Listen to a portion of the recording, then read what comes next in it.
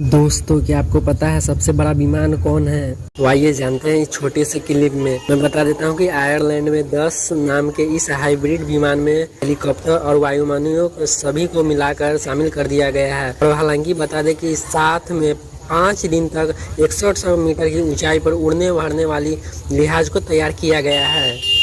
और बता दें कि लाइव साइंस के खबर के अनुसार 92 मीटर की लंबाई के साथ यह फिलहाल उड़ने भरने वाले सबसे बड़ा विमान में से एक है। यही माना जाता है दुनिया के सबसे बड़ा विमान। ऐसे ही वीडियो देखने के लिए मेरे चैनल को सब्सक्राइब कर ले और दोस्तों को साथ शेयर कर दे।